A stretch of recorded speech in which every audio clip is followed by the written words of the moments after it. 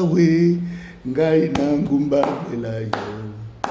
Yahweh, ngai nangumba melayo.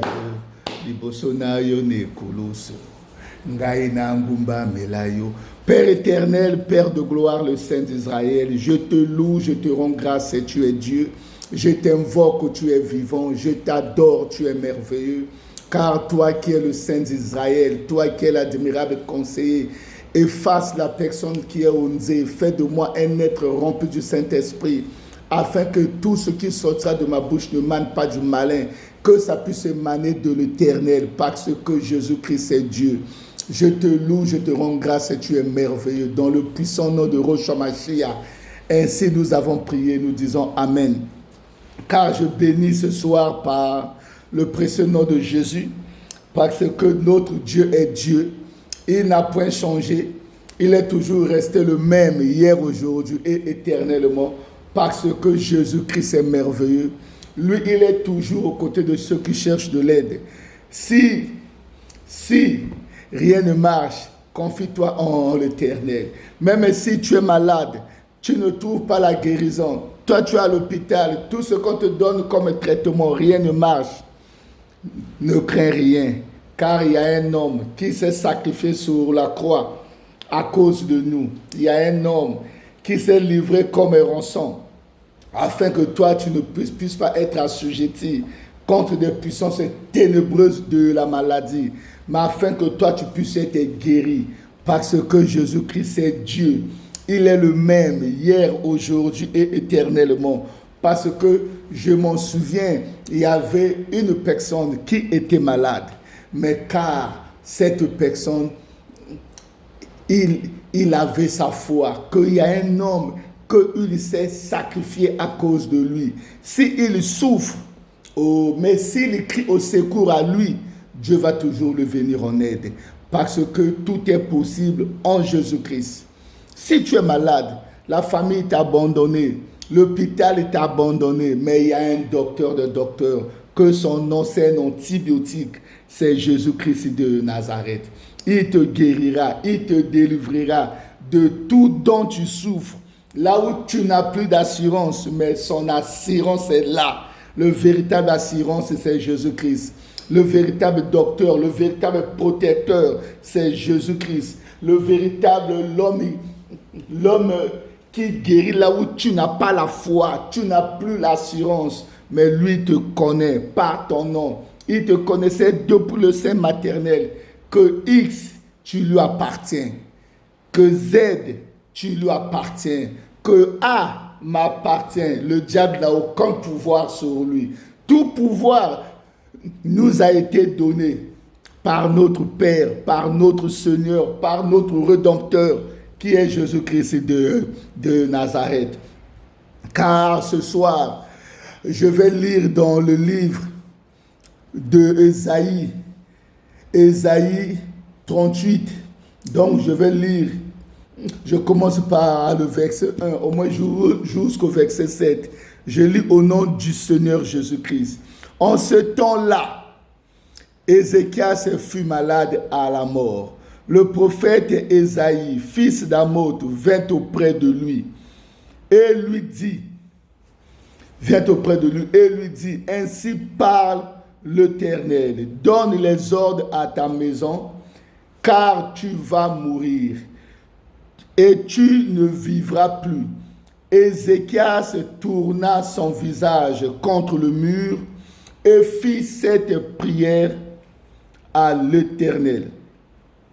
Ô Éternel, souviens-toi que j'ai marché devant ta face avec fidélité et intégrité de cœur et que j'ai fait ce qui est bien à tes yeux. Et Ézéchias répondit d'abondantes larmes. Puis la parole de l'Éternel fut adressée à Ésaïe en ces mots.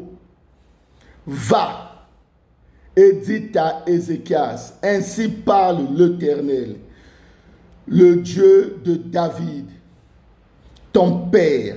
J'ai entendu ta prière, j'ai vu tes larmes.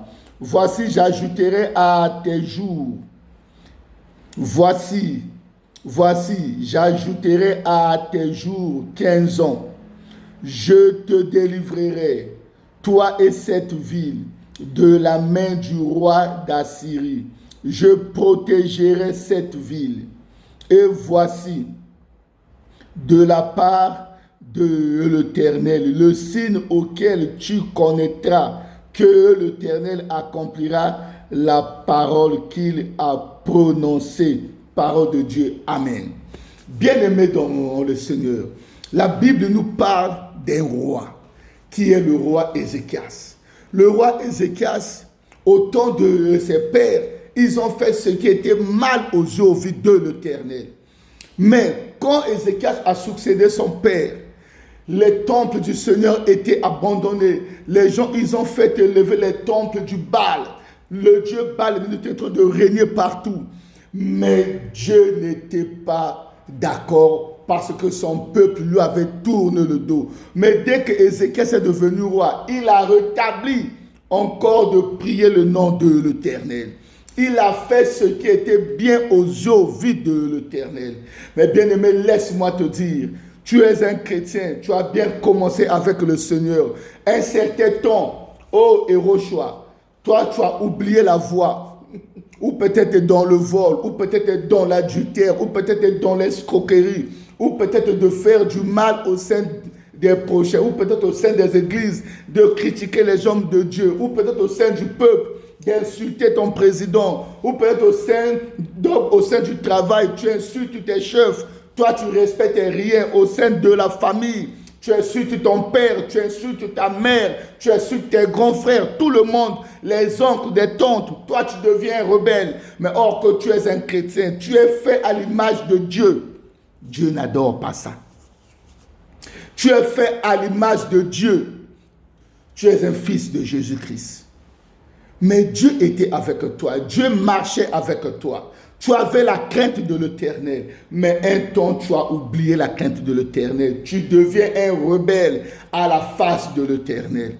Mais si Dieu est Dieu, Dieu t'a point oublié. La Bible nous dit que moyen de bénir, à 7 fois, il faut aussi te lever 7 fois.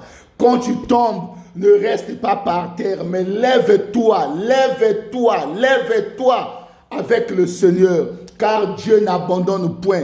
Parce que la Bible nous dit, même quand Caïn avait fait du mal à son frère Abel, quand Dieu lui parlait, Caïn, où est ton frère Abel? Je ne sais pas. Caïn, où est ton frère Abel? Suis-je le gardien de mon frère? Car Dieu a dit à Caïn, j'ai vu son sang monter vers moi. Parce que quand les gens t'entendent, toi tu fais du mal à un frère, mais sans que tu te rends compte que non, là j'ai assassiné mon propre frère. À cause de la jalousie. Or que Caïn a donné à Dieu ce que lui, il n'en avait pas besoin. Mais son frère Abel a donné à Dieu le plus joyeux agneau de son troupeau. Dieu adore les bonnes choses et non les miettes. Dieu adore les bonnes choses et non là où toi tu vas aller jeter, toi tu pars donner à Dieu. Si Dieu existe, Dieu n'a pas aimé cela. Réveille-toi. Bien-aimé dans le Seigneur, parce que le Seigneur Jésus-Christ est Dieu. Je reconnais quand je dis les dieux, parce que même moi-même, quand j'avais trouvé la mort, quand j'ai trouvé la mort au CHU, donc avant le CHU, c'était l'hôpital général de Brazzaville, dans la salle de brûle au premier étage, le goudron qu'on fait la chaussée, on cocolait les tôles avec mon père. Vers les années 84-85. Je n'oublie jamais ça. J'ai été brûlé. On m'a emmené à l'hôpital général. Je suis arrivé un dimanche. Et puis ce dimanche-là, dedans, il y avait que les infirmières là où ils avaient peur de me toucher. C'est parce que le goudron était là. J'ai dormi avec et collé la peau. Et donc, ça devient comme si on fait la chaussée. Le lundi matin, quand les docteurs étaient venus pour me soigner, quand on enlevait avec la chair aussi par terre. Mais bien aimé, laisse-moi vous dire une chose. Quand tu souffres, tu souffres. Mais quand tu meurs, tu tu ne sens plus la souffrance. Tu sens que le touffement, c'est ce que je sentais le jour-là, vers 10 heures. Quand ils ont commencé à l'enlever, ça s'enlevait avec la chair. Donc, j'ai commencé à sentir le touffement. J'avais soif de l'eau. Je n'arrivais plus à respirer. Un temps, je sens comme ça, mon esprit était projeté de mon corps. Mon corps était resté sous la civière. Les docteurs étaient tout autour, en train de parler. J'y étais là, j'entendais. Le docteur là a commencé à me réanimer. Il est en train de m'appuyer sur la poitrine. Après, il ouvre ma bouche, il souffle 3 fois. Je regardais à côté. J'ai dit non, mais je suis là. Quand j'attrape les gens comme ça, mes mains passaient dans le vide. J'attrape X, mes mains passaient dans le vide. J'attrape Y. Je dis non, je retourne dans mon corps. Quand je monte, je me retrouve par terre. J'ai dit mais qu'est-ce qui m'arrive? Je pars à côté, je tiens le mur, je rentre, je vois la salle à côté, les gens sur les lits, je reviens dans la peur. Après je dis, ah Seigneur, donc je suis mort. Tout ce que ces gens-là disaient, j'entendais. Tout ce qu'eux, ils parlaient, j'étais là en train de l'entendre. Jusqu'à aujourd'hui, je n'ai jamais oublié ça. Il y avait une maman qui était là. Quand on m'apportait à manger, c'est elle qui mangeait à peu près tout ce qu'on me donnait à l'hôpital. C'est parce que à cette époque, les fonctionnaires étaient nourris à l'hôpital. On m'apportait un plateau, il y avait le dessert, soit la banane ou soit le yaourt avec la nourriture. Même ma maman aussi préparait toute cette nourriture, c'est la femme là qui mangeait ça. Mais elle te dit, docteur, ça ne sert pas ça à koufiti, kakaka. Et regarde bien, mais il y a toujours une personne qui agit en mal afin que ton destin ne puisse pas voir le jour. Ces gens-là ne manquent jamais. Il dit, docteur, ça ne sert pas, laissez-les déjà passer, déjà mort. Ça ne sert pas de forcer. Le docteur ne l'écoutait pas. Il continuait à me réanimer. Tout à coup, j'ai vu ces corps morts. Mon corps est revenu. Pas je suis. Donc l'esprit est revenu, rentre encore dans mon corps. Après, je touche comme ça. J'ai dit, ah, je me suis revenu en vie. C'est là où j'ai compris que même quand nous perdons des proches, il est là en train de pleurer au-delà de ceux qui le pleurent. Son esprit est là, il lui accompagne jusqu'au dernier demeure. Il est là. Je ne vous ai pas, c'est ce que j'ai vécu. J'ai vécu 2 fois la mort, mais aujourd'hui je parle que pour la première fois. Laisse-moi vous dire, la Bible nous dit dans Ésaïe 38, du verset 1 au verset 7, Dieu dit à Ésaïe, fils d'Amoth, pars chez Ézéchias, donne-lui les ordres, il dit à sa maison qu'il va mourir, il ne vivra point. Mais la Bible nous dit, Ézéchias se retourna son visage contre le mur. Il a commencé à rappeler à Dieu ses bienfaits. Il dit, oh Seigneur, souviens-toi de moi, j'ai marché devant ta face avec fidélité et intégrité du cœur. J'ai fait ce qui est bien à tes yeux. Mais bien-aimé, laisse-moi te dire, qu'est-ce que toi tu fais du bien à l'égard de l'Éternel, afin que Dieu puisse encore se souvenir de toi. Aujourd'hui, nous ne faisons plus le bien, nous faisons que le mal. Vengeance sur vengeance. Mes bien-aimés, Dieu c'est un Dieu miséricorde. Si tu fais du mal envers un prochain, va, réponds-toi. Quand tu fais du mal avec tes chefs, va, réponds-toi. Dieu nous dit, honore ton père et ta mère, ce sont tes dieux terrestres. Quand tu fais du mal avec ton père ou ta mère, va, demande-lui pardon. Aujourd'hui, là, plein de personnes ont oublié que Dieu est Dieu. Il faut faire du bien à l'égard du prochain. Il faut faire du bien à l'égard du prochain. Parce que si tu fais du bien, un bienfait ne part jamais en vain. Un bienfait ne part jamais en vain.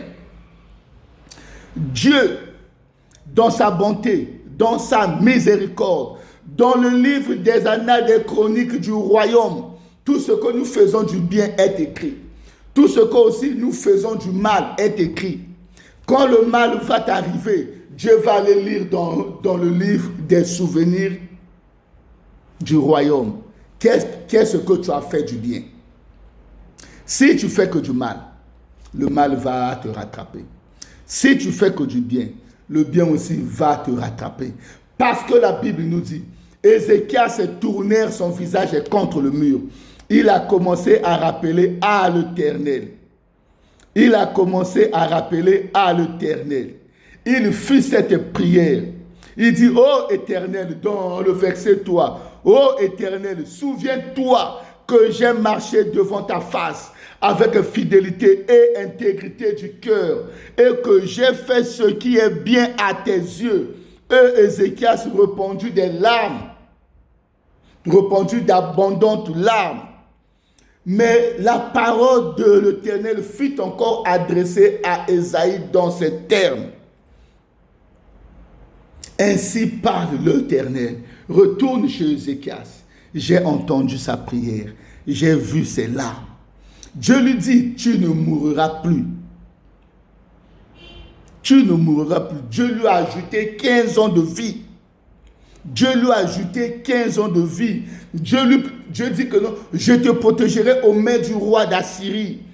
Aujourd'hui, le roi d'Assyrie, ce sont les gens qui nous entourent. Dans la famille, il y a des gens que toi, tu fais du bien. Toi, tu nourris. Toi, tu donnes. Toi, tu fais tout. Mais quand tu dis que tu n'as rien, toi, tu deviens sorcier.